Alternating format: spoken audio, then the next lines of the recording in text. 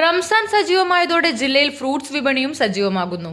നോമ്പുതുറയുടെ പ്രധാന ആകർഷകമായ തണ്ണിമത്തൻ തന്നെയാണ് ഇത്തവണയും വിപണിയിലെ താരം.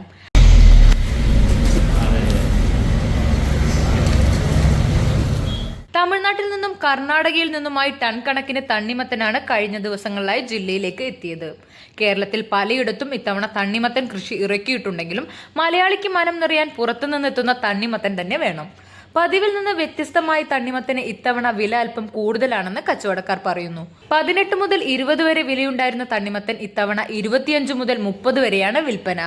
വ്യത്യസ്ത ഇനം തണ്ണിമത്തനും വിപണിയിൽ സജീവമാണ്. നാംദാരി, കിരൺ, വിശാൽ, യെല്ലോ, മൃദുല തുടങ്ങിയ ഐറ്റങ്ങൾ ഉണ്ടെങ്കിലും നാംദാരി തണ്ണിമത്തനാണ് ആവശ്യക്കാരേറെ. ജില്ലയിൽ വിവിധ കൂട്ടായ്മകളുടെയും സംഘടനകളുടെയും നേതൃത്വത്തിൽ നടക്കുന്ന നോമ്പുതുറകൾ കൂടി സജീവമാകുന്നതോടെ തണ്ണിമത്തൻ വിപണി കൂടുതൽ സജീവമാകും. റംസാൻ വിപണി മുന്നിൽ കണ്ട് തണ്ണിമത്തന് മാത്രമായി പ്രത്യേക സ്റ്റാളുകളും വിപണന കേന്ദ്രങ്ങളും കച്ചവടക്കാർ ഒരുക്കിയിട്ടുണ്ട്. സീസൺ ആയതോടെ മിക്കയിനം ഫ്രൂട്ട്സുകൾക്കും വില കയറിയതായി കച്ചവടക്കാർ പറഞ്ഞു. 40 രൂപയുണ്ടായിരുന്ന പൈനാപ്പിൾ വില കയറി 90 മുതൽ 100 രൂപ വരെ എത്തി. സീസൺ ആവാത്തതുകൊണ്ട് തന്നെ മാങ്ങയുടെ വില 150 രൂപയ്ക്ക് മുകളിലാണ് വിൽപ്പന. ഇറാൻ, USA, പോളണ്ട് തുടങ്ങിയ രാജ്യങ്ങളിൽ നിന്നെത്തുന്ന ആപ്പിളാണ് വിപണിയിലുള്ളത്. 200 മുതൽ 300 വരെയാണ് ആപ്പിളിന്റെ ചില്ലറ വിൽപ്പന.